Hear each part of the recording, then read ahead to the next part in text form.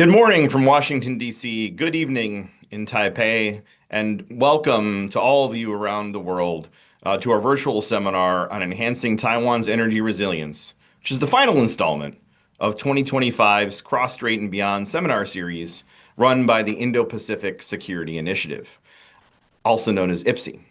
I'm Marcus Karlauskas, the director of IPSI, which is one of the elements of the Atlantic Council Scowcroft Center for Strategy and Security. Through innovative analysis, tabletop exercises, war games, public and private convenings with key stakeholders, we inform and shape the strategies, plans, and policies of the U.S. and its allies and partners to address key rising security challenges in the Indo-Pacific. We also lead the Tigers Project on War and Deterrence in the Indo-Pacific, which addresses, in part, how to deter and defeat the People's Republic of China aggression at all levels of the conflict spectrum. Convenings like this one are integral to the Scowcroft Center's mission of developing sustainable, nonpartisan strategies to address the most important security challenges facing the U.S. and the world. Today's seminar is made possible by support from the Taipei Economic and Cultural Representative Office in the United States, TECRO. Now in its third year as an IPSI activity, the Cross-Strait and Beyond seminar series is a premier platform for informing public discussion on key issues for Taiwan and the United States. Taiwan's energy resilience is definitely a very timely and important issue. Having just come back from Taiwan a few weeks ago, the question of the potential for the PRC to apply pressure to Taiwan through restricting its energy imports, through threatening its energy imports, is certainly featured in our discussion with experts and government officials in Taiwan. Even here in Washington, this issue's come into focus with, for example, U.S. Senators Pete Ricketts and Chris Coons, the chairman and the ranking member of the Senate Foreign Relations Subcommittee on East Asia and the Pacific, who introduced the Taiwan Energy Security and Anti-Embargo Act this year. This legislation aims to expand the U.S. Liquefied natural gas exports to Taiwan, supports Taiwan's energy infrastructure, encourages Taiwan's use of nuclear energy, and works to ensure adequate flows of energy shipments to Taiwan in a contingency.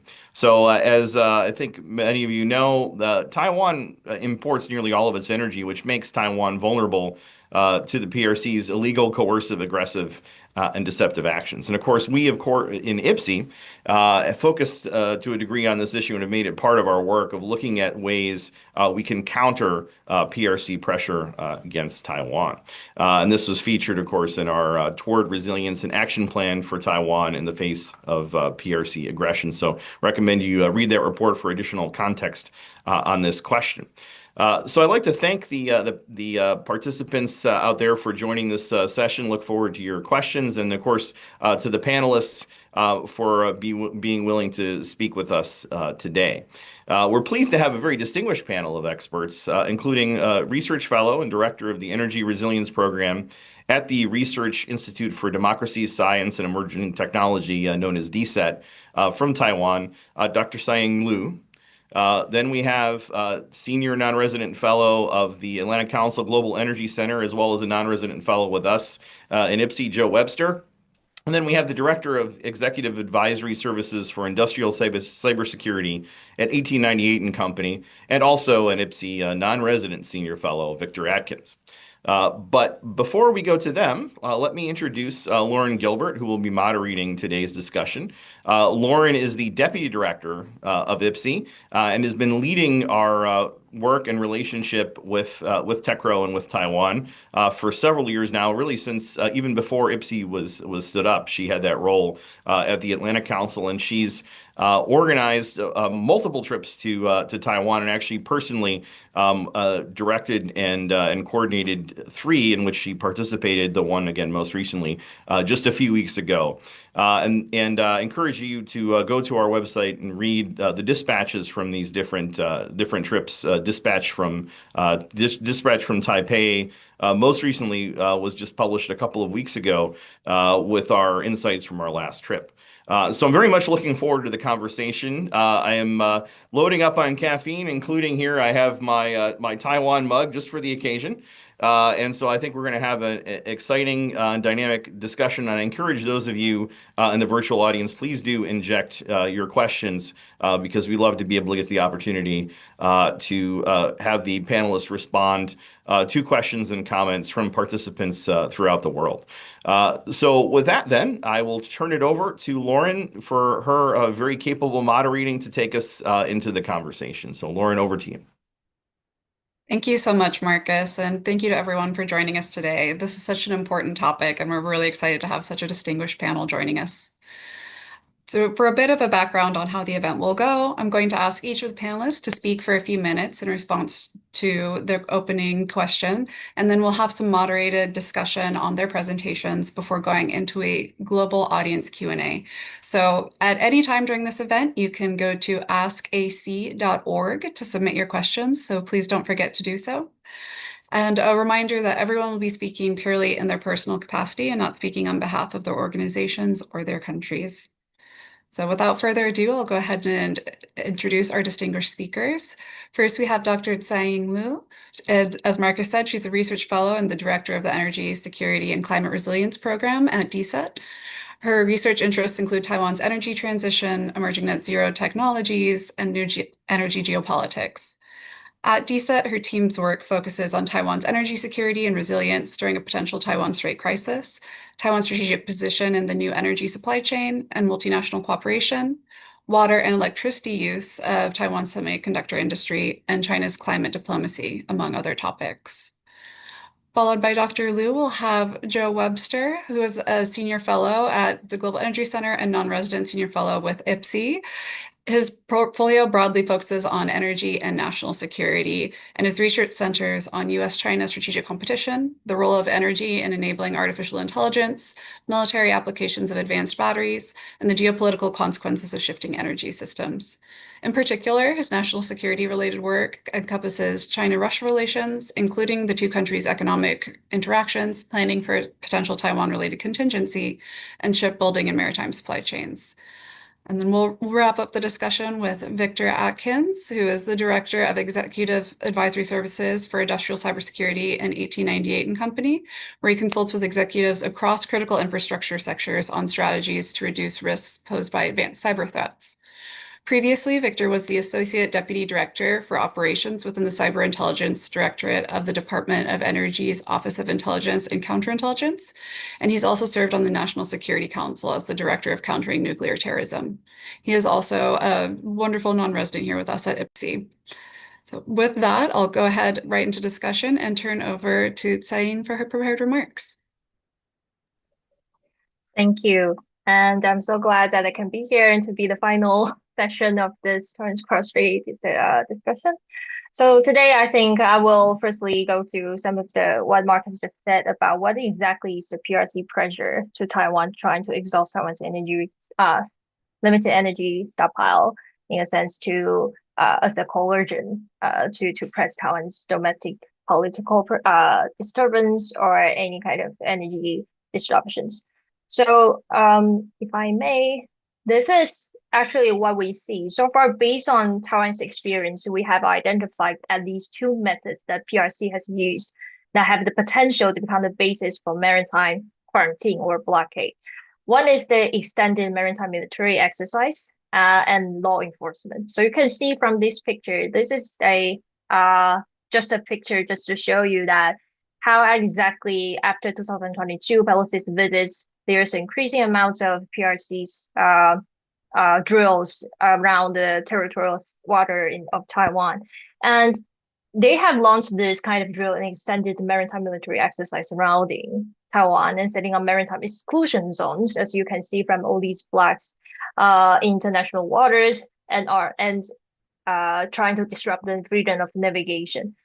While maritime military exercise in international waters are allowed under the international laws, the PRC can actually conduct maritime military exercise over an extended time and space with the backing of clear and coercive messaging from the PRC government at the same time. For example, they can say Taiwan Strait is actually their territorial water, and they can ask their Coast Guard to do some kind of onboard inspections, and that could actually cause some delays and maybe to also to make the shipping company to be more reluctant to shipping their cargoes and LNG to Taiwan, which will be a major issue when we talk about Taiwan's energy security of the contingency. So this is what the likely scenario that we think that will happen before the blockade or even the full-scale invasion, which could easily be done with gray zone activities and drills, extended drills. So what's the potential impact of that? Is that one thing is that if you can see from this map, you can see how approximately actually there's Taiwan Strait is a very busy water with so many cargoes and including LNG ships and all the kind of energy ships sailing through. And so any kind of maritime interruption will actually not cause just Taiwan's problem, but a regional economic impact in general. And when it comes to Taiwan's major energy vulnerabilities in these kind of scenarios, we will say is two. So one is that around 82% of Taiwan's electricity generation actually depends on imported fuels, especially LNG.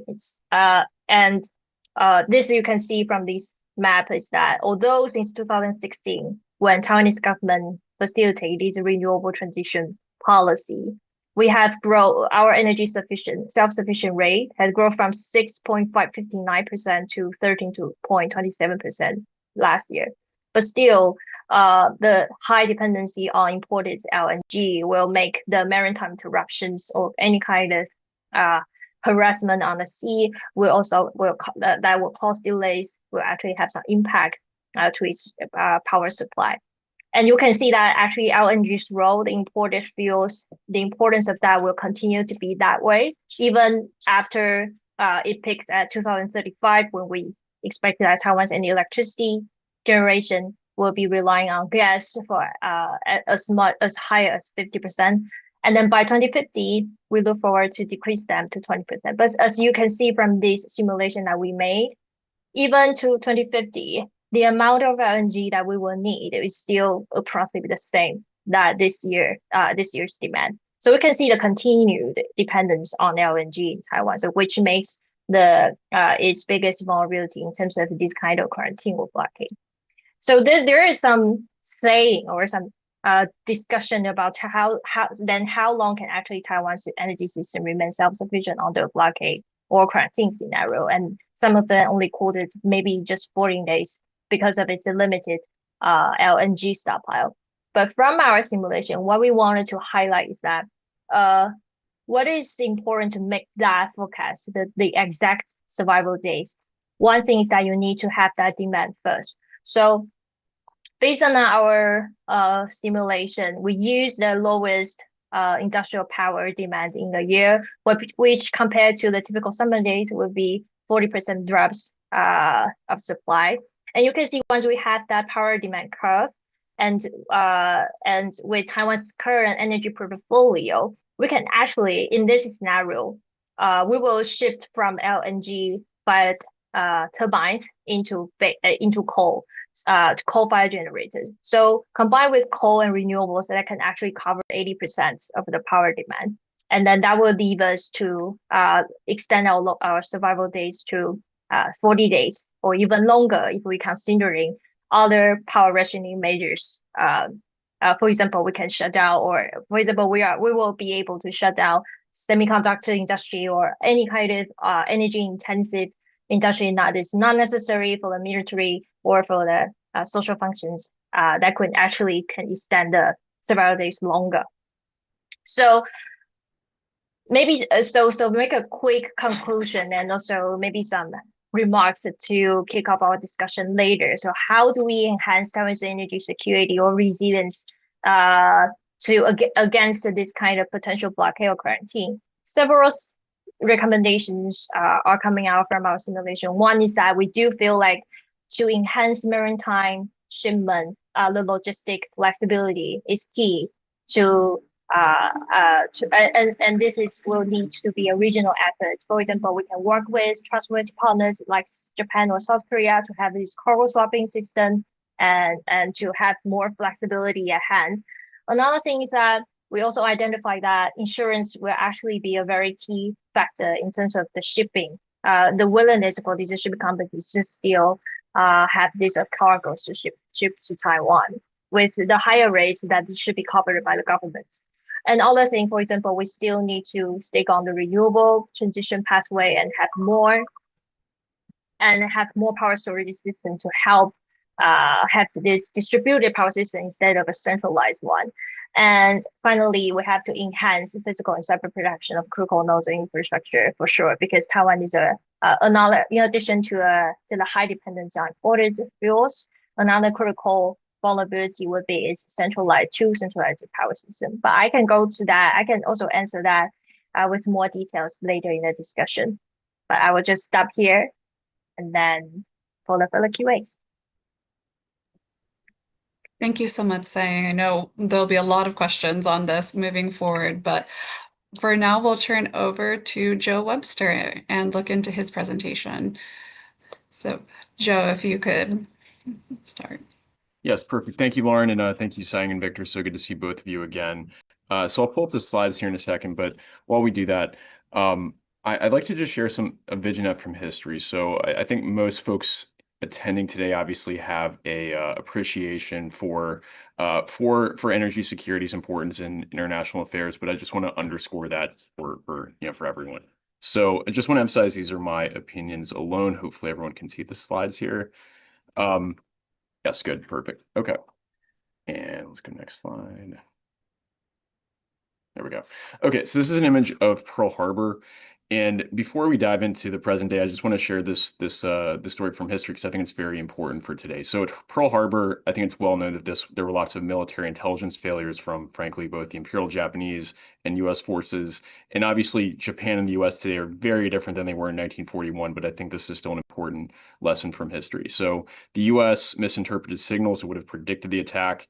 And in popular history, the Imperial Japanese Navy, or IJN, failed to target U.S. aircraft carriers, which was a very significant mistake. But the biggest blunder of all was the failure of the IJN to target U.S. logistics, especially these exposed oil tanks here. So this was taken just a month before, less than a month before the attacks.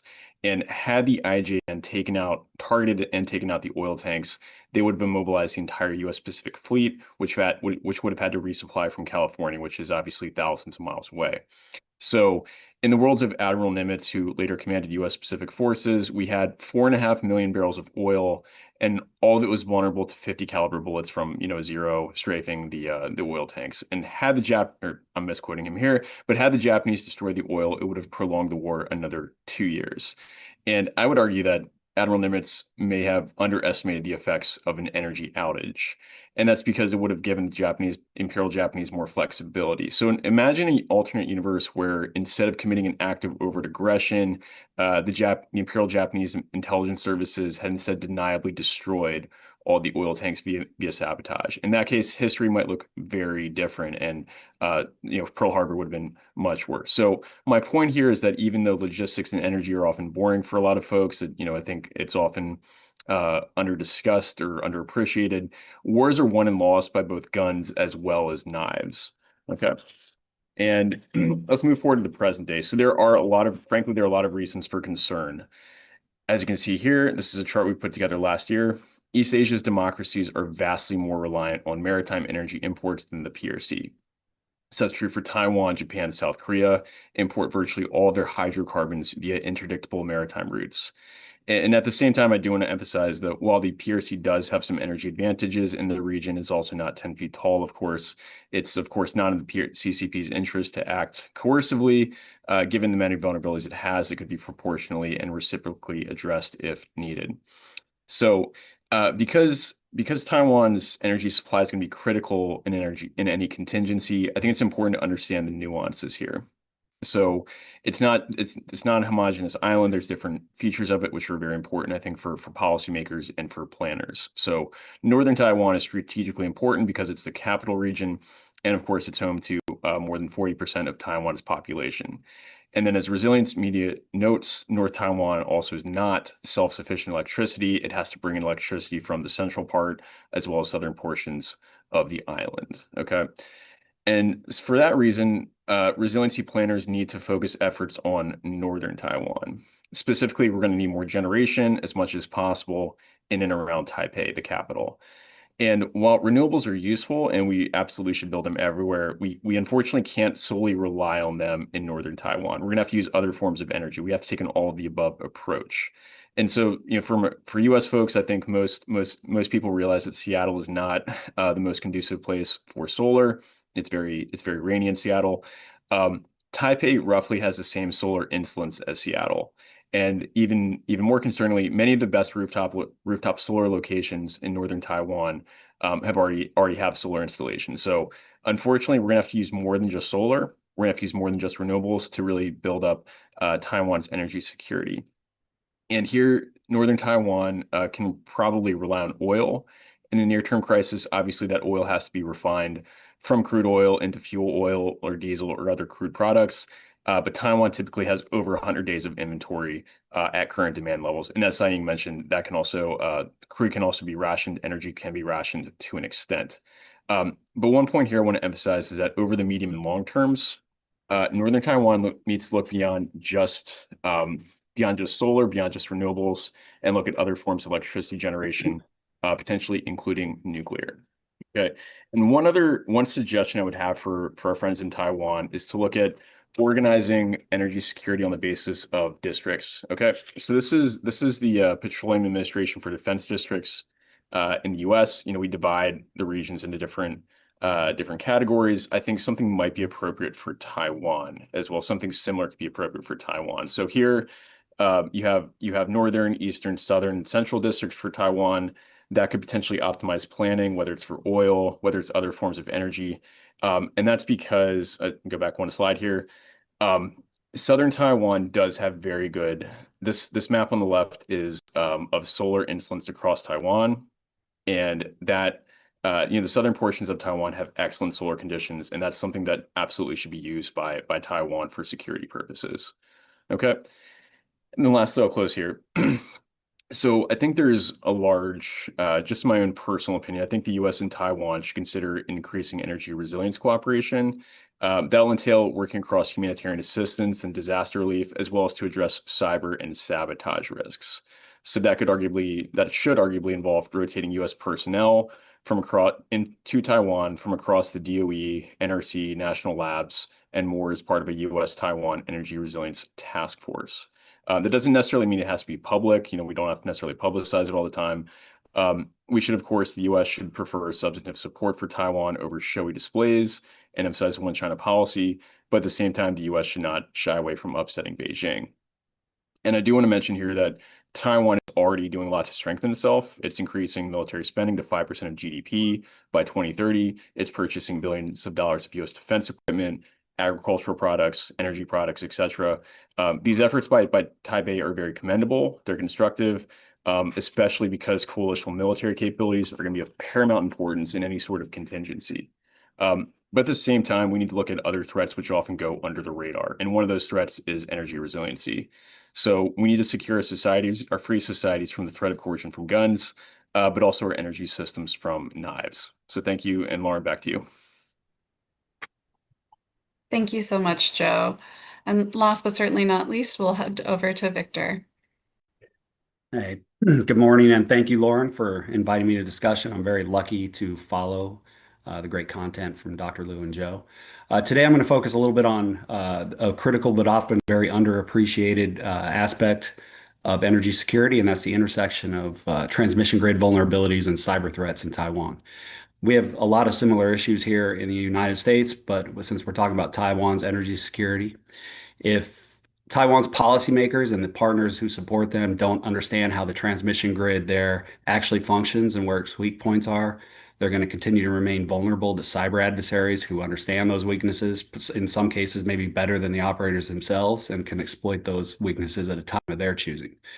So many conversations around the community often talk about the energy security on the generation side, which we've already heard about from Dr. Liu and Joe. How much gas, how much solar, when and whether nuclear should return, or how Taiwan could supply its generators during something like a blockade scenario.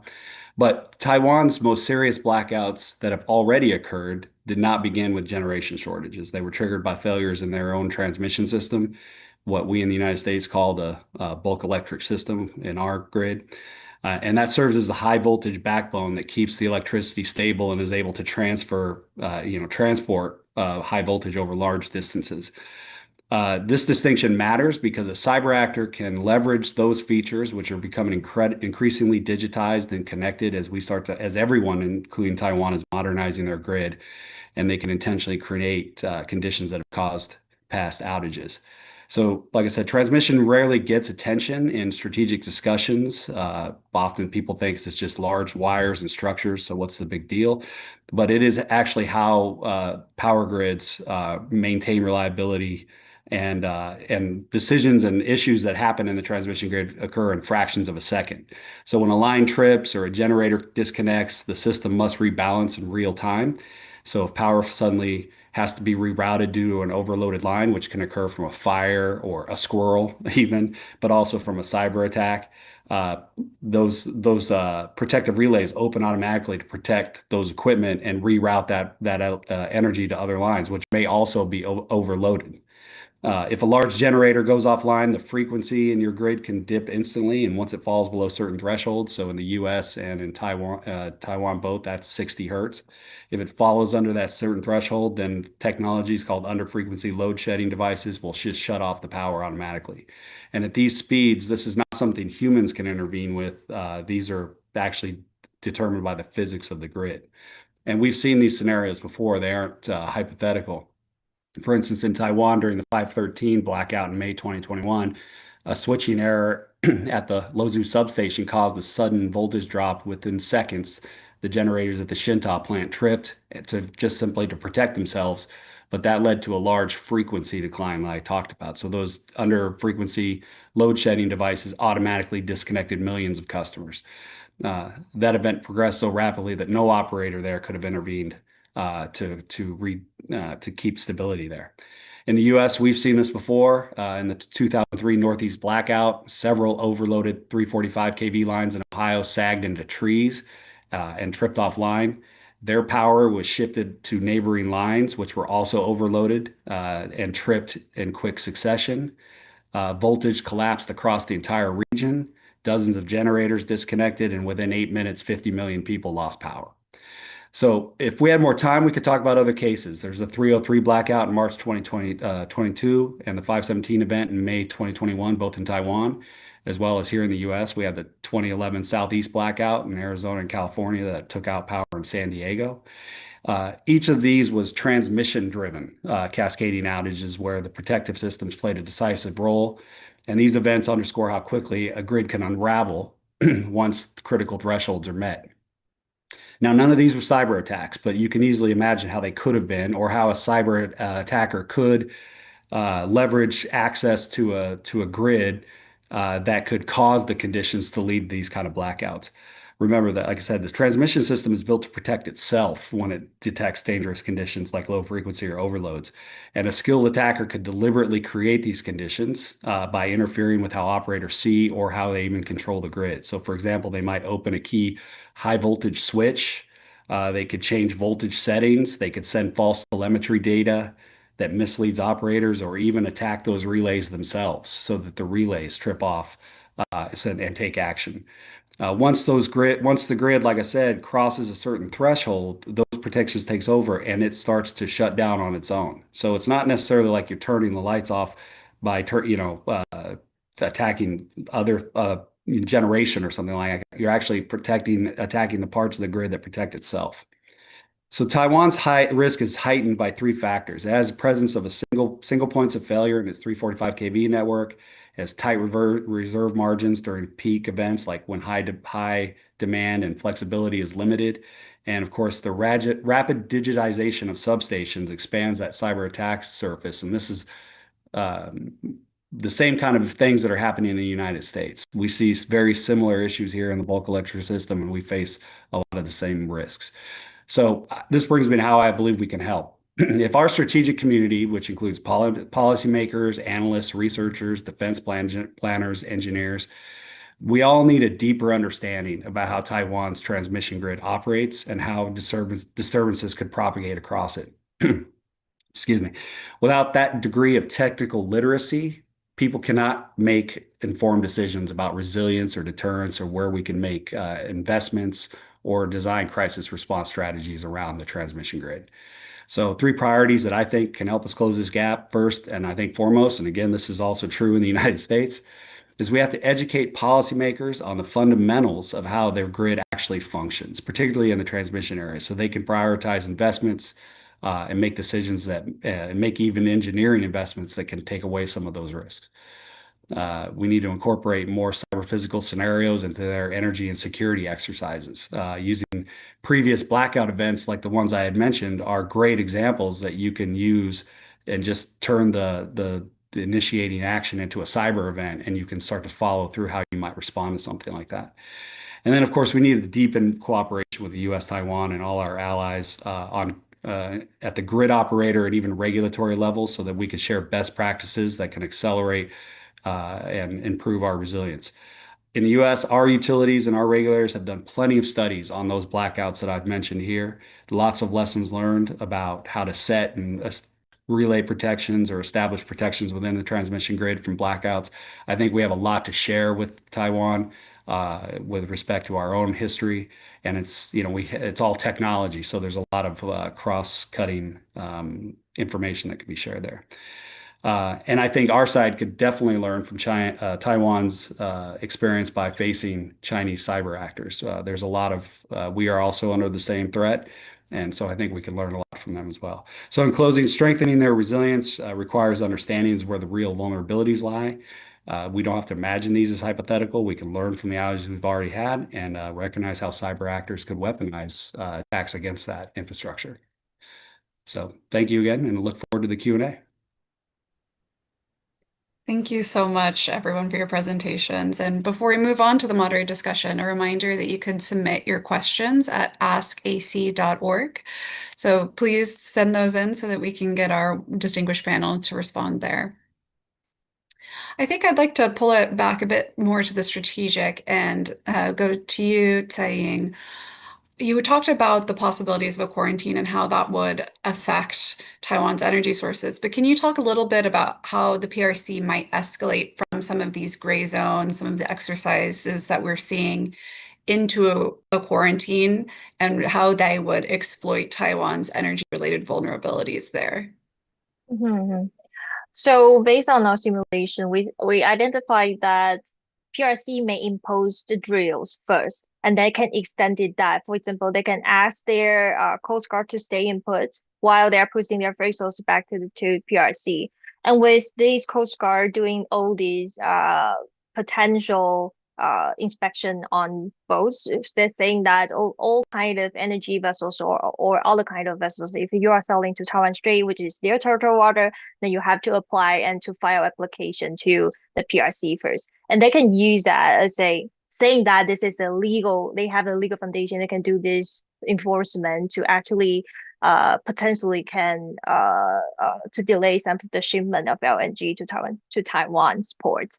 So this will cause, like I said, a major pressure in terms of Taiwan's limited energy stockpile of LNG, particularly because Taiwan right now has about the minimum regulation for the stockpile is for 11 days usage of LNG, which will increase to, by 2027, we will increase to 14 days. But still, this could cause any kind of delays, will cause a little bit of the pressure to the Taiwan power company and also the CPC to actually how do they utilize and cooperate with each other to try to best utilize LNG, which is also very challenging because when you don't know when or in what way that the PRC will actually, how long it will extend this quarantine, or exactly in what kind, in combination with what kind of gray zone activities together. For example, they can also implement cyber attacks or cutting the cables surrounding Taiwan to escalate this kind of pressure in general. So yeah, so that's why we think that, but first we want to debunk the fact that actually Taiwan can extend their survival days with better coordination between different kind of energy options. Second thing is that if we are facing this so Taiwan can enhance or to sustain itself against this kind of potential maritime interruption. But it is also very crucial to have our allies to step in and to assist, for example, to provide logistical assistance or any kind of other intervention to de-escalate the situation. Thank you. I think I'll pull to Victor, mentioning the cyber attacks that you mentioned.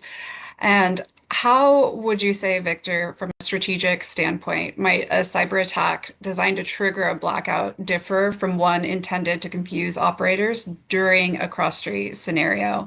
How would Taiwan be able to prepare for these signs and scenarios and move forward? Yeah, that's a great question. And again, we kind of talked to our within the US about a lot of this as well.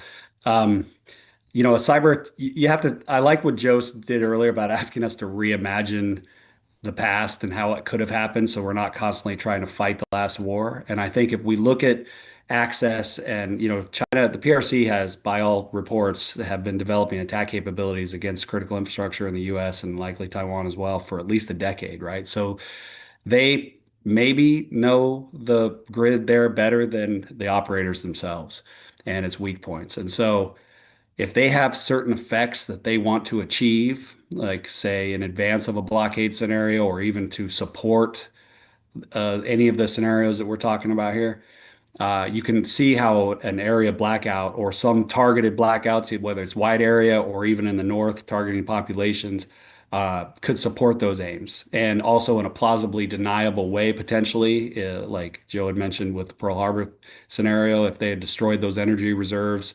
using sabotage, they could have potentially said it wasn't us, right? It was more like what we would consider covert action.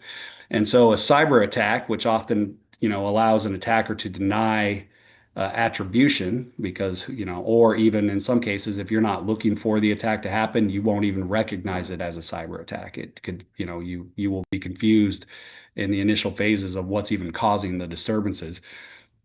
You can imagine how if a PRC conducted those kind of cyber attacks against Taiwan's energy infrastructure at a time of their choosing, they could achieve all kinds of effects. They could degrade the public confidence in their government to even defend them. They could cause public safety issues, impact military readiness, or even take offline certain things that Taiwan would use to maybe defend itself that rely upon the grid for power. So there's all kinds of things, and I think in the threat world, we often talk about how the adversary gets a vote. It's hard if the Chinese are preparing for these kinds of scenarios and pre-positioning for those kinds of scenarios, then they most certainly have in mind the kind of effects that they want to achieve by doing those things. And we have to imagine what those effects might be. We have to align those with the vulnerabilities and risks that are within the grid that could achieve those effects, and then take actions to try to harden or prevent those things from happening, or even be able to respond to those kind of scenarios with, anticipating that they could happen, have a resiliency or a response plan in place to be able to respond to those kind of things. So I think that, in the strategic sense, it's more than just turning off the power. It's how power is underpinned so many critical functions of the government and the public and the military, that if you lost that capability, it would degrade or even disrupt all of those other aspects of the government and the military and the public safety. So we just have to think about those and how cyber could be used as a weapon to achieve those effects. Thank you. And Joe, you've talked a lot about resiliency in your work and how Taiwan can enhance its energy resilience. But how would you look at it in the context of needing to secure enough stable power to maintain and expand its industries as well in the current time period, especially when you factor in the growth of AI and semiconductor industry, et cetera? Yeah, thanks. It's a good question. And, as you know, Taiwan is often very power constrained on both the generation, and I think Victor raises a really important point, which often goes examined, is the transmission and sort of grid build out. Taiwan faces that issue the U.S. faces that issue as well. To give some context on the U.S. side, the Inflation Reduction Act was overwhelmingly geared towards generation, even though perhaps something like 75 to 80% of the benefits or from building out the transmission system. I think transmission receives something like less than 5% of the Inflation Reduction Act spend in the U.S. So it's a very underexamined part of the energy system. And turning back to Taiwan. Yeah, there's all sorts of power constraints. Taiwan cannot, in northern Taiwan, which I mentioned, has significant energy generation issues. You cannot construct a data center with more than 5 megawatts. In the U.S., we're typically building data centers that are often in excess of 1,000 megawatts, in some cases more than 4,000 megawatts. And so Taiwan really has an energy generation issue. As Victor mentioned, there's a lot of energy transmission issues as well. But there's all sorts of energy generation issues as well. And so you really need to take an all of the above approach in Taiwan. I think ideally with nuclear power, but also with other energy sources such as solar, such as onshore wind, offshore wind, which Taiwan is also developing. But in the near term, as I mentioned, something like oil could be very useful for generation. This is what Ukraine's experience is suggesting in some sort of near-term contingency where where Taiwan loses access to maritime imports, that crude oil, which is over 100 days worth of crude oil potentially, is stored on Taiwan already. That could hopefully be turned into diesel or fuel oil. And then used for things like generators on the island. So there's all sorts of ways for Taiwan to, in the near term, enhance its electricity generation capacity. As Victor mentioned, there's lots of things that Taiwan can do on the transmission side, whether it's things like, and Saying mentioned as well, with things like substations, potentially reconducting or using advanced conductors for transmission lines, etc. And so there's lots of methods that Taiwan can undertake. And I will say, I don't want to. I think it's important to tell a positive story here as well, because there is a lot of progress in Taiwan on strengthening the energy security of the island. Taiwan's taken a lot more constructive steps recently towards advancing nuclear energy on the island. Taiwan is obviously building lots of new generation capacity, which will be very useful. And so what I would say is, yes, Taiwan is making very good headway, but also more is needed. Thank you. I think I'll actually pull back to a bit of your earlier comment as well, where we are concerned about a contingency, but as we've heard, Taiwan faces natural disasters as well. So I think that's an area that is also important for national security to explore. So I was wondering, how do you view the history with blackouts and energy shortages that we've faced so far, and how that connects to both the resilience of the energy grid and with national security, but from a disaster perspective? Mhm. I think, from the disaster perspective, we can already see from the past experiences with our typhoons, serious typhoons or earthquake. I think both Victor and also Joe also mentioned about the transmission lines or any kind of the malfunction of our substations. Actually, the key reasons why that caused a regional blackout. Because I want to highlight that in addition to what I said about the dependency on fossil fuels as a vulnerability, another one is definitely what Victor and Joe just said about the centralized power system, with only 3 high voltage transmission line, which rated at 345 kilowatts, running through 3 major substations to trying to interconnect the whole power grid in Taiwan. And any kind of, for example, especially with malfunction of the central substation, that will immediately cause cross-regional blackouts for sure. So this has already happened in early this year. We had a very serious typhoon, and that caused a very large blackouts in the southern regions in Taiwan. And this is because of some of the substation and also the power lines was destroyed during that disaster. But still, I think what I wanted to also add, based on what Victor and Joe just said, is that actually Thai Power Company, the state-owned utility, they actually now has this plan to separate the grid into 6 regional dispatching centers. So any kind of disruptions that will immediately have this mechanism to as a quick response to any kind of cross-regional blackout and trying to restore that blackout in a very short period of time.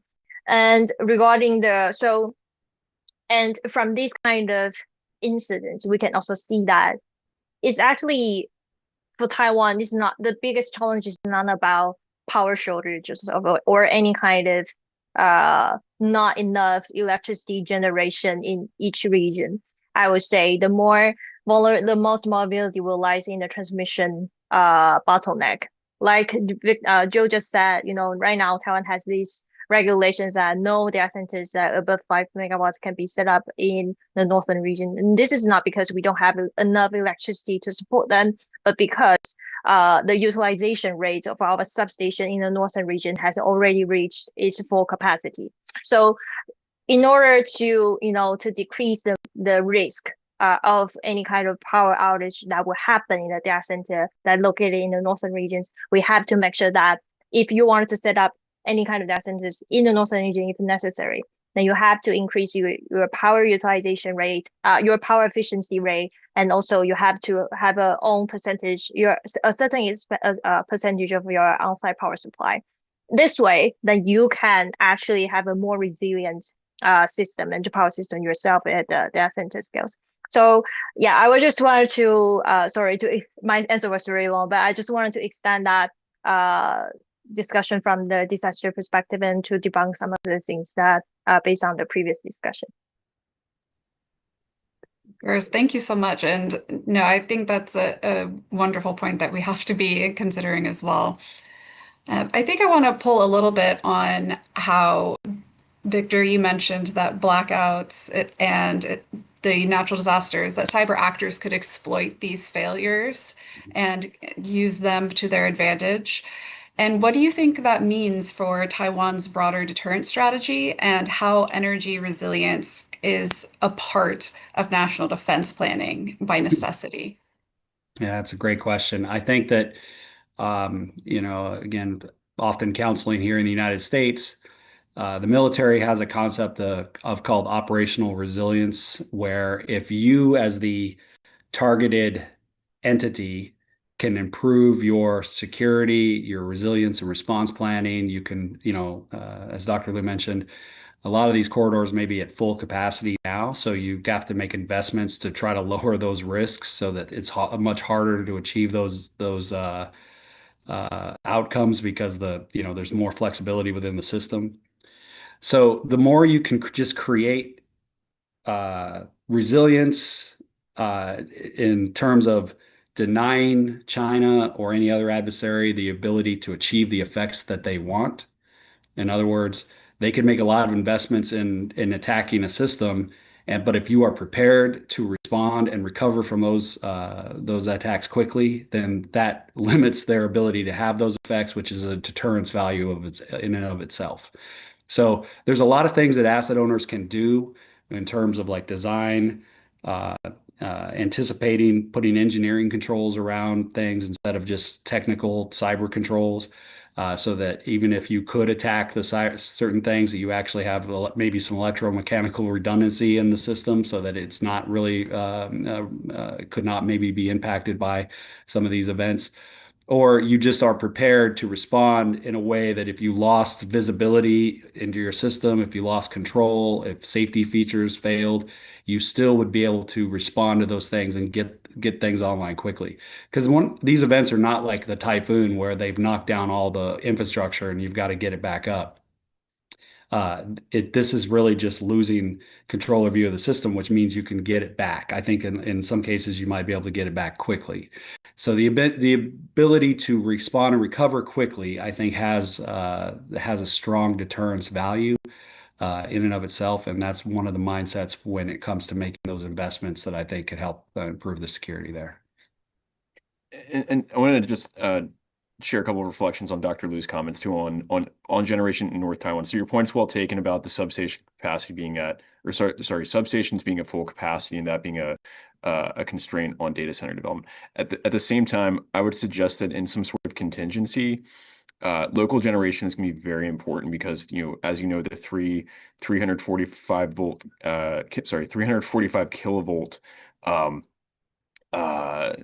south to north electricity transmission lines are going to be very vulnerable to either cyber or kinetic interdiction by the PRC. And so I'm thinking in terms of worst case contingencies. I do think that local generation is going to be very important. And as you noted, and as Victor noted as well, the centralized generation sources can have vulnerability in some sort of contingency. And so I take your point on local generation is well taken, but I would suggest that in some sort of worst case scenario, we'll need as much dispersed generation as we can possibly get, including especially in North Taiwan.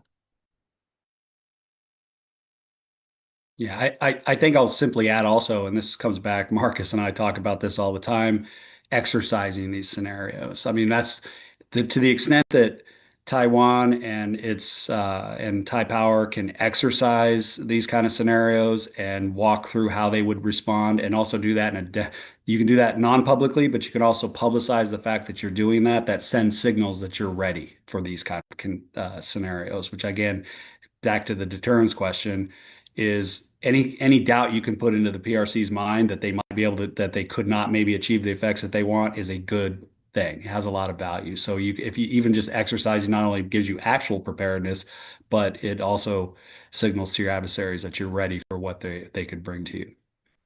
I Yeah, think I that doesn't. mean, sorry, sorry to interrupt. Yeah, I mean, I just wanted to add that I totally agree to Victor and also Joe, with this worst case scenario practicing and also doing some exercise. The recent U.S. Taiwan's Energy Security Anti-Embargo Act that was actually come out from the results of the most recent energy security exercise that was conducted in the U.S. And I was personally also participate some of the tabletop exercises regarding Taiwan's energy contingency. So I definitely agree that we should better prepare ourselves and also the government agencies in this way to have these worst case scenarios to actually identify the key issues. So maybe just a little small points to add is that it is also very important, for example, to see that how cyber attacks could be a pre-war warning as well, because we can see from the Ukraine's experience, actually before the war, we have already seen an increased amount of the cyber attacks that happened in their substations, and how the US and all the allies companies have already sent people there and trying to make early warning and to have preparation for that. So I think that's also key to have this kind of contingency planning for Taiwan as well. And another thing I would like to point out is that, as I said, after the 2022 policies visits, there's a lot of drills happening, right? And in addition to that, we also experienced a high number, a very growing numbers of cyber attacks in the meantime. And that only happens on the IT side, which means only the websites and also the other kind of outward facing communication system were attacked, and some of the websites that cannot be logged in, etc., but not the OT side as yet. But still, I mean, I totally agree that we should be more prepared and to have a further collaboration and also information sharing with Ukraine and also US, just trying to see what kind of malware can actually be put into any kind of loophole for our OTs. And we do feel like this, in addition to the Taiwan Energy Security Anti-Embargo Act, that could be another very important collaboration aspect between Taiwan and the US. And I think this part of the discussion shows that energy is such a hot topic and such a debatable topic. And I know that particularly in Taiwan, we see misunderstandings or even misinformation on energy, on reserves, how we handle these situations. So, Dr. Liu, can you talk a bit about anything that DSET is doing to help explain these concerns, these worst case scenarios, these best case scenarios, if you will, to the general public and include them? I think because our president of DSET, she's actually sit on the committee of the Whole Society Defense Resilience Committee under the presidential office, and she's in charge of energy critical infrastructure sector. So our work is also to support her role in that committee and to try to inform the government agency and also other private sector about the potential scenarios, either it's best scenario or worst case scenario that will look like, and to help the public to better prepare. And one thing I would like to point out is that we also identify some of the, like you said, the disinformation campaign that will also happen during all these kind of red zone, in addition with all these kind of red zone activities. And one of the biggest disinformation will be surrounding, like Victor just said, about if there's any kind of power shortage, it is easy to spread kind of disinformation saying that this is the why and how the Taiwanese current administration failed to protect its own country and to have this sufficient power supply in the long term.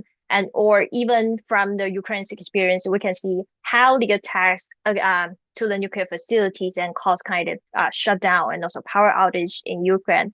That comes with the disinformation saying that, oh, there's a leakage around the nuclear power plant, and your government is not doing a very good work to make sure that your people are safe and something like that. These kind of disinformation can easily being disseminated by the PRC just to utilize these kind of incidents of power outage. So I would say to better prepare the public to have more awareness of this is also very important. The Whole Society Defense Resilience Committee, they just released a short publication, a small publication, and trying to better inform the public what you should be prepared. For example, there could be a power outage, but in a short period of time, you will see, you have to prepare some of the repair time for that and other things. And I would say what we can do more is that for our industrial sector, because industrial sector would be be affected the most during any kind of blockade or power rationing. They will be the first target. So how do we have this emergency response and to have to aware to make alarms to these industrial sector to say that, oh, you have to, for example, a few hours in advance, you can prepare, for example, your waffers, so your production line can close for in advance to mitigate your loss, your economic loss because of the power outage. All these things, I think, the Taiwanese government can still. There are some improvements that we can do to better have this private and the public sector's coordination to be prepared for any kind of worst or best case scenario. Thank you. And before we move on, I do kind of want to discuss a bit, what do we mean when we say you can achieve the energy resiliency? How do we define this? And I know, Joe, that's something that you've been discussing quite a bit in your work. So what are some of the benchmarks that you're looking at to say that Taiwan has continued to make progress, and these are the specific items in which I've seen progress and where we should look for more? I think it's good to define specific benchmarks, but I don't have any in mind right now, like quantitative benchmarks. But I would say there's two types of resilience. The first is resiliency in, we'll call them, non-coercive environments, maybe perhaps peacetime environments, and then also in some sort of contingency, right? Like having adequate energy access necessary to establish deterrence in a sort of coercive contingency, but also in a non-coercive scenario to have energy sufficient to prevent the PRC from, frankly, finding opportunities to exploit. So I think Tsai raised a really good point about you need to have energy resiliency, especially in peacetime, and including for disasters, whether it's caused by typhoons, earthquakes, or Victor mentioned squirrels earlier. Taiwan needs to be prepared against all of those scenarios. And something I do worry about is if there is some sort of electricity outage on the island, as Victor mentioned, the PRC would look to exploit that quite significantly. And so I think I define resiliency in those two areas. Like one is in peacetime scenarios, not allowing the PRC to have opportunities to weaken Taiwan societal resiliency, and in some sort of coercive contingency, having the ability to withstand coercion for weeks or ideally months until the coalition can bring sufficient pressure to bear on the PRC. So that's an initial attempt at it, but yeah, perhaps we do need to establish a better definition for what resiliency actually is. Maybe Tsai and Victor have better ideas. I would actually like to hear from everyone. So Victor, what is your idea of resiliency and what are those benchmarks? Yeah, I sort of mentioned it before. I think it's resiliency is the ability to first of all respond. So you have to know what you're responding to. So there's a lot of preparation for your ability to even know that you're under attack or that you might be. Everyone can see a typhoon coming. But if your first indicator that you're under some kind of a cyber attack is that, you're having outages, then it's going to be very hard to recover from that, which is the first phase of resiliency in my mind, which is can you recover from the incident? How quickly can you recover from it? Even if it's in some degraded state, can you get something back into some level of functionality so that you can deny the effects of what the adversary was really trying to do? So I think the resiliency is really around, once instead of focusing on trying to prevent the outcome, you just accept that the outcome could happen, and then, what would you do to make yourself survive it, and also maybe not just survive, but be able to function for some duration of time and even get yourself back online completely in some regular order as soon as possible. Thank you. And then Saying, sending the question over to you as well. Yeah, I mean, I totally agree to both Victor and Joe. Is that resilience is not about to protect our critical infrastructure against any kind of attacks. It's just more about how to be resilient to that. So to make sure that we can restore in a very short period of time, and to also make people in the private sector to be prepared for any kind of disruption. I think that matters. So this is actually, I don't think there is actually a very good indicators it can apply to every country. But for Taiwan, I would say it will not just about to have a better and a good energy resilience. That does not mean that just about self-sufficient rate. That could be one, but it's not all, because other things, for example, like Alice said, how do we restore the power system in a short period of time that will require repair capacity and maintenance capacity, like we saw in what happens in Ukraine.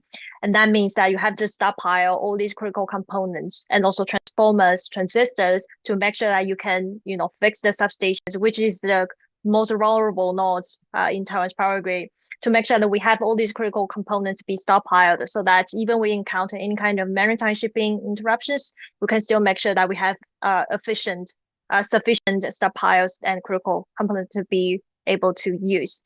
Other things, for example, I would say to have trustworthy energy partners as well. That is also very important. As I said, any kind of blockade that will have a regional impact, not just for Taiwan, that will cause a mess in terms of the maritime shipping to every countries, especially Japan, South Korea, and also the US and Europe.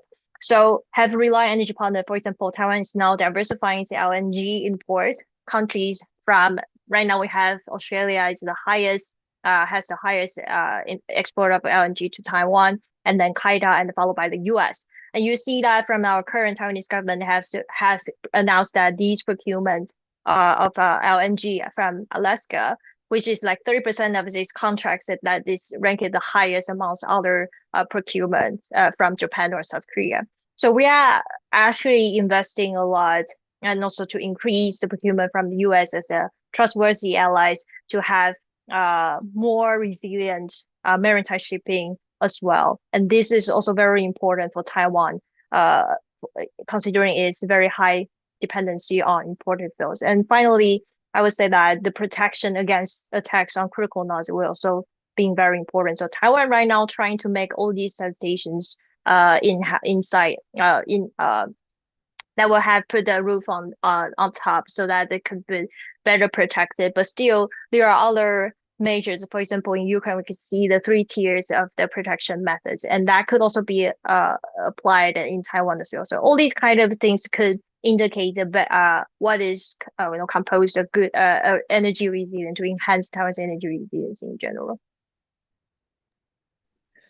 Thank you. And now I want to remind everyone that you can submit your questions at askac.org, because we will now be moving to the global audience portion of the Q&A. I will stop being selfish and asking my own questions and move to the larger audience.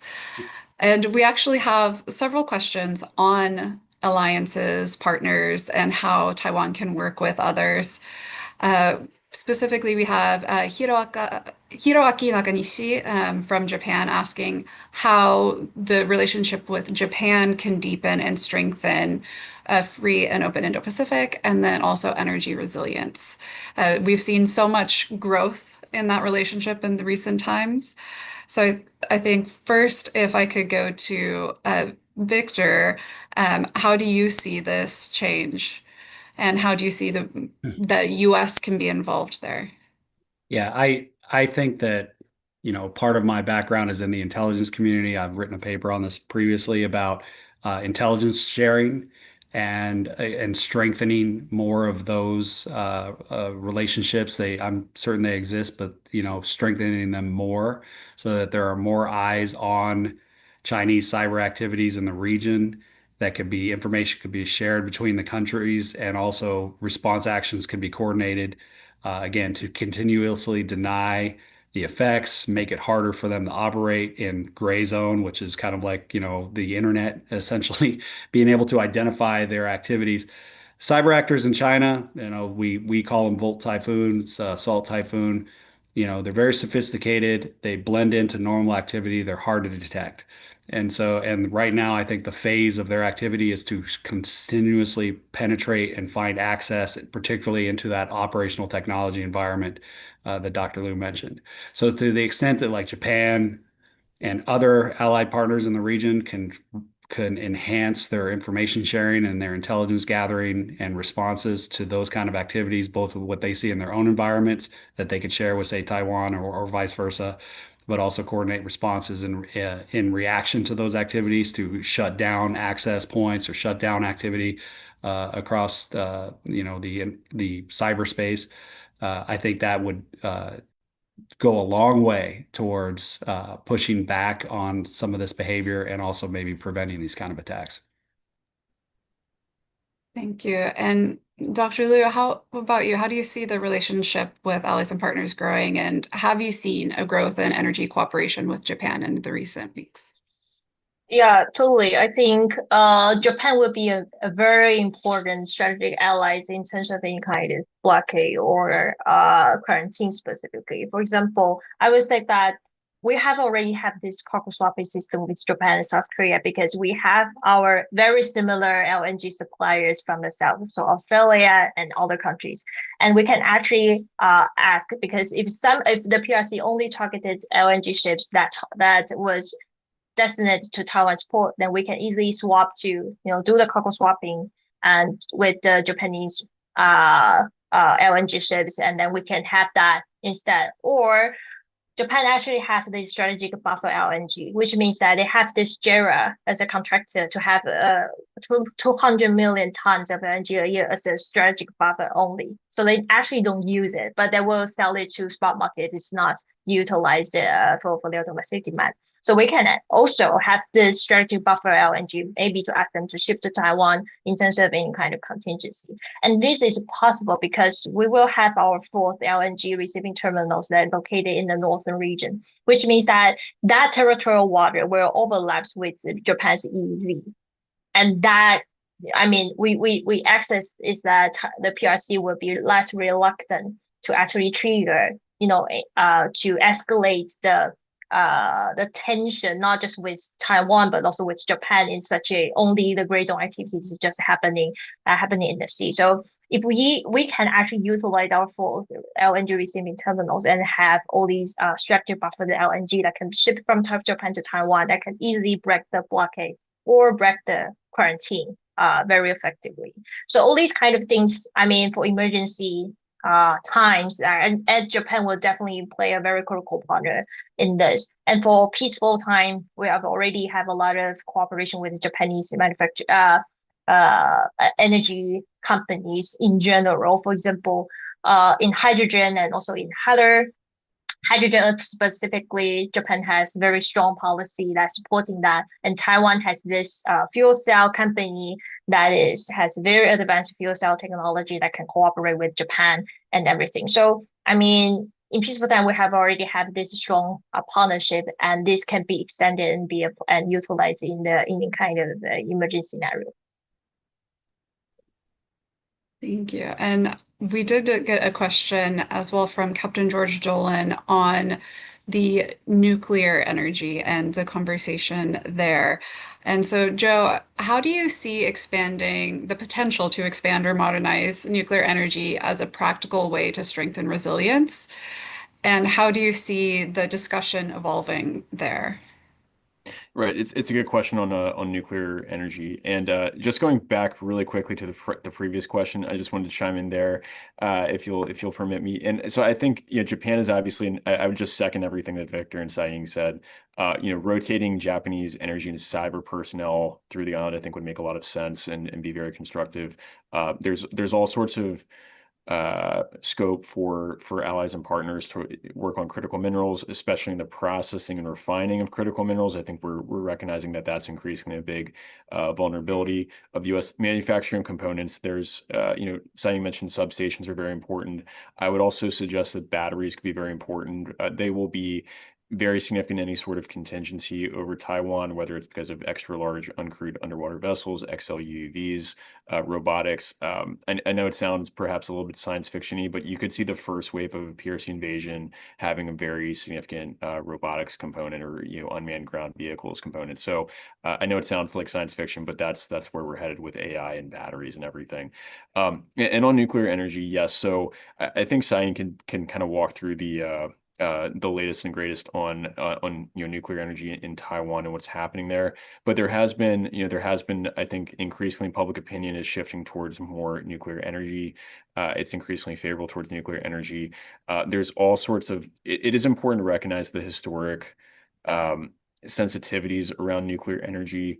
There's, and again, Saying I think can address this better than I can, but there is the unfortunate legacy of nuclear energy is very closely tied to Taiwan's authoritarian past, and so I think it's important to recognize that there are legitimate safety concerns. I think many of those safety concerns, frankly, are overblown. I would just say that in any sort of military contingency, in my opinion, the PRC is extremely unlikely to target the plants for all sorts of reasons, but mostly because they want to conquer Taiwan. They don't want to destroy it. Even if the Communist Party leadership issued an order to the PLA to go destroy a nuclear power plant, I'm not sure if that order would be followed because Chinese pilots have been brought up, or PRC pilots have been brought up on the belief that Taiwan is inviolably part of China's territory, and I think that order would face potentially resistance within the PLA. So those are just some thoughts on nuclear energy, but I think Cyan could probably speak a little bit better to it than I can. Thanks. You read my mind. I was going to saying yes next to ask about how you see this debate developing and what you think are the potential both pitfalls, but then also opportunities with nuclear energy. Yeah, thank you. And thank you, Joe. I think you have already explained a lot, so I'll just add some additional points to that. So the nuclear debate in Taiwan, I think it has evolved very into a different framework as now, because we just phased out our last nuclear reactor in this May, and we have this referendum hosted in August to talk about to resume the one we just phased out, the third nuclear power plants that are located in the southeast part of Taiwan. Yeah, and what I said with regard to the framework change is that right now people are discussing the potential contribution of nuclear power plants not in the peaceful time but for the wartime usage. So if that turns to emergency use only, how can actually nuclear power to play a role in help Taiwan to suspend itself against any kind of maritime shipping interruptions? So I think what I wanted to say a little bit about this is that one is that even we resume the nuclear power plants located in the southeast part of Taiwan, the third one, that only contribute like 6% of the electricity generation in general. But of course, 6% is the number, and that can help to diversify Taiwan's energy options as well. But we have also to think about any kind of grid failure also risks jeopardize nuclear's effectiveness as well. So nuclear power is definitely not a guaranteed energy source. If you also consider what's happening in Ukraine again, Ukraine's experience actually exemplifies how these nuclear facilities, they were not attacked, physically regarding its nuclear reactor, but the interconnected transmission lines and also its cooling system was the first target when the war broke out in 2022. So and just by attacking all these transmission lines and the cooling system, that actually caused 7 reactors to shut down in Ukraine as a cold shutdown. So they have to send IAEA have to send people to the nuclear power plant to make sure that the cold shutdown is still safe for everyone. So I think for Taiwan, this is also very important to take into account. Is that especially for our third nuclear power plants, it's situated in the southeast part of Taiwan, which means you only rely on 2 transmission lines to support the grid. And these 2 actually go into the same routes because of the geographical limitations. So it is easy to be interrupted, either by cyber attacks or any kind of easy scroll or something that could just easy to cause some trips of that nuclear power plants and the cooling system as well. So how to make sure that, if we really wanted to consider nuclear power plant as an option during wartime, in addition to the safety check that you have to do it because we have already phased out that because the 40 years permit has already built. So when you are doing this safety check, you have to also take it into account of these transmission lines safety and also the cooler systems locations to make sure that it is all safe. And maybe final things that I can say a little bit about the current Taiwan administration's attitude toward the resuming or not, and also other things. To resume the third nuclear power plant will actually take longer time than we expected, because I do feel like the Taiwanese government saying that we can pass the safety check within 1.5 years, but we still need to consider the fuel rods that needs to be procured from the US, which will take at least 18 months to do that. Third thing is that Taiwanese administration, the current DPP administration, they have these 3 principles that if we want to resume that, you have to apply for these 3 principles. One is we have the social consensus to actually want to resume that, which will not be another reference that can actually happen after 4 years.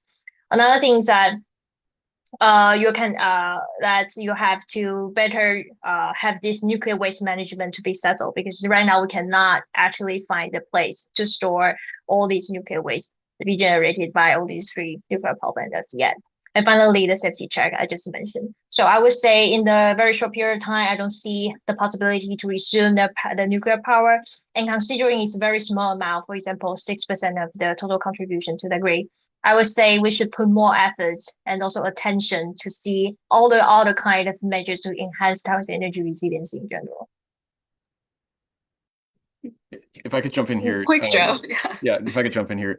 So I hear you on your nuclear power not providing 20-30% of nuclear or of energy, of electricity rather.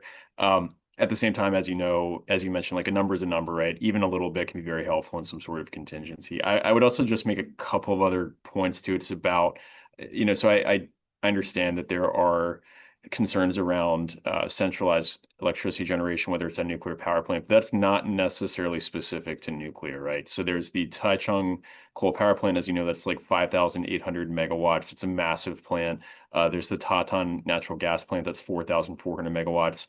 And so those are they're transmission lines that connect from those power plants to the grid. And so, yeah, recognizing that, nuclear does face some transmission constraints or potential bottlenecks. That is also true, obviously, of coal and natural gas as well. So that brings me back to the point about dispersing generation as much as possible.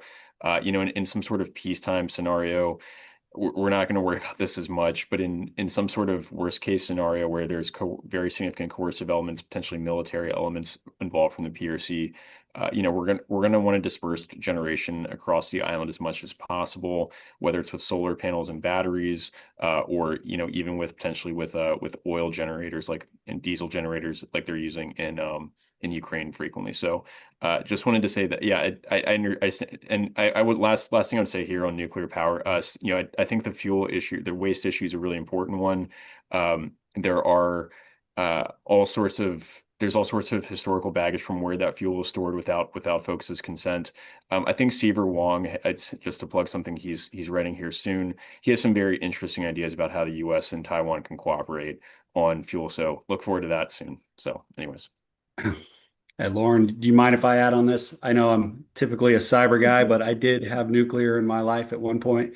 I think that, if you want to enjoy the fruits and the shade of a tree someday, you have to actually plant it, right? This is not an immediate issue. This is something that we probably need to think about for the decades to come. I know we often talk about Chinese contingencies in Taiwan as something that could happen any day, and we look for immediate solutions. But if we look at this as a long-term problem, then nuclear, I think, should play a much larger role in the long-term planning here. And, obviously you have to build that public support. We have the same issue in the United States. But with the technology and the research and the development of small modular reactors, for instance, where we could actually build smaller reactors that could support that distributed or smaller regional power grid that Dr. Liu described. So we don't have these very large nuclear plants that could be easy targets that have large effects, but you could disperse them across the grid, and they're reliable, stable, and safe. And we think about that as a long-term strategy. I think that over time, that will make a dramatic and outsized impact on the overall energy resiliency, not only in Taiwan, but also the United States as we continue to try to move towards that kind of nuclear footprint in our grid too. Thank you. And unfortunately, we're running short on time, so I think we have time for one more question. And I'd like to throw it to all of the panelists.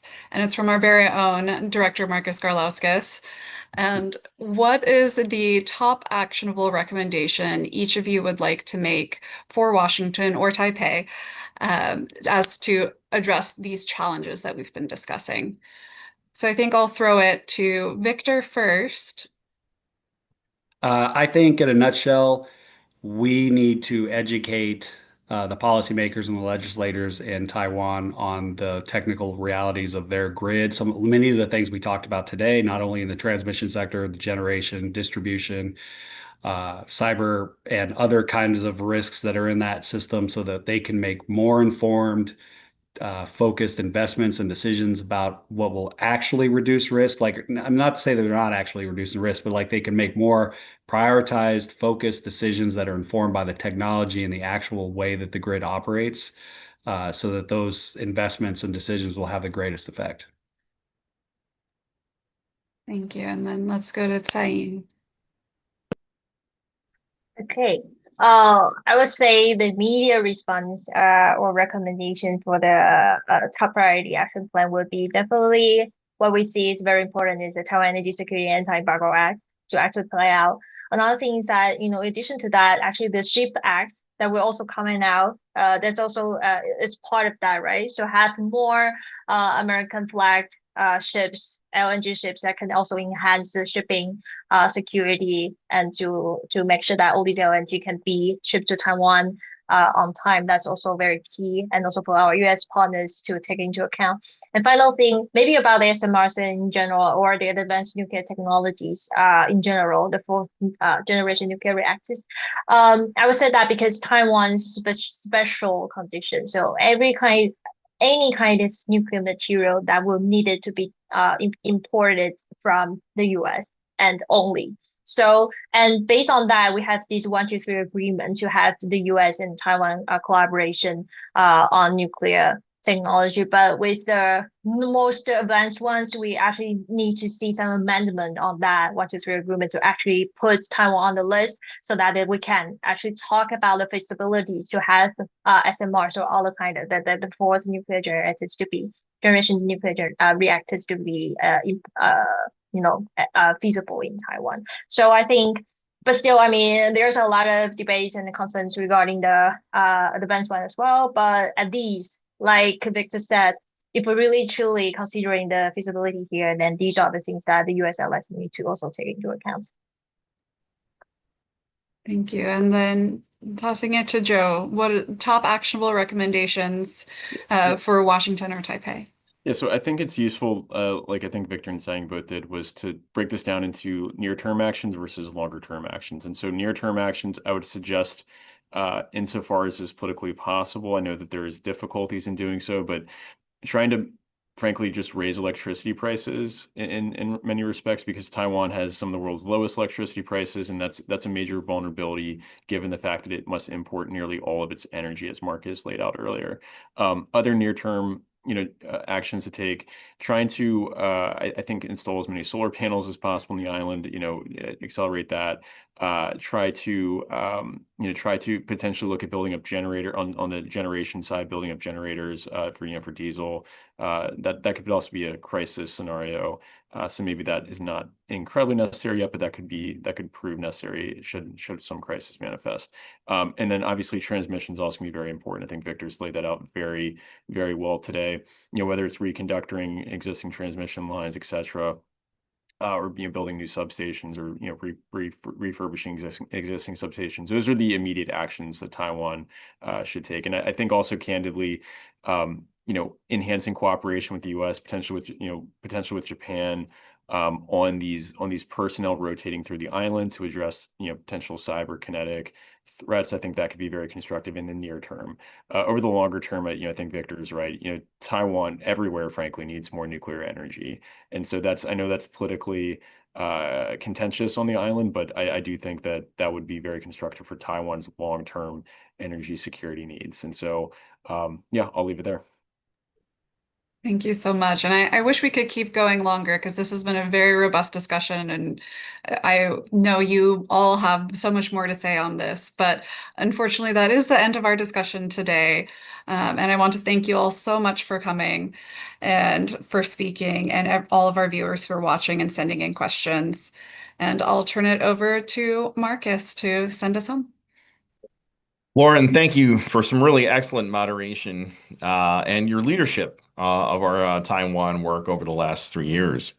And I'd also like to thank our panel of experts for their time and their insights. I found the conversation to be tremendously educational, and that's saying a lot because this is an issue I've looked at a bit. I'd also like to thank the whole Atlantic Council and IPSI teams off camera, particularly Greg Hammond from our AV team, and then IPSI's Emily Kim, who was really instrumental in the mechanics of putting this seminar in particular together, but has been really critical in our Taiwan work. So thanks also to the audience for spending your time with us. And Captain Dolan, it's great to hear your name again, even if we haven't seen you for a while. So I'm glad Lauren was able to highlight your question. I know we weren't able to get to every question that came, and I appreciate Lauren taking my question last. I know there were others that were queued up. And this is really, I thought, a great and wide-ranging conversation that really gave us multiple perspectives from the panel, and each of the panelists even has some diverse expertise. So we had a U.S. perspective, a Taiwan perspective, private sector, non-government research, and even Victor's experience as a former government official. Looking from a historical aspect and a deep dive on the current stats, latest information, and then even looking at hypothetical scenarios. So just a few thoughts as we conclude the discussion. One is I was really struck by something that Victor said, and it's a good reminder, I think it was Victor, about how power underpins so many different important aspects and how power really connects to everything. And so looking at this repeatedly and in depth from different angles, I do think is really important, given the various options and points of energy system vulnerability that the Chinese Communist Party could leverage is either a threat or an actual disruption to be part of how they pressure and seek to intimidate Taiwan and its population through the gray zone or the illegal, coercive, aggressive, and disruptive actions.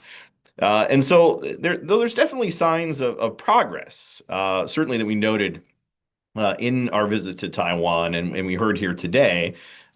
Seems like there's a lot of work left to be done. And I come away from this discussion, frankly, with an even greater concern about the energy resilience of Taiwan and the threat to Taiwan's energy supplies, particularly the cyber aspect. So thanks, Victor. Yeah, whenever you talk about cyber, it always worries me, and how really this could be used as a weapon against Taiwan by the Chinese Communist Party.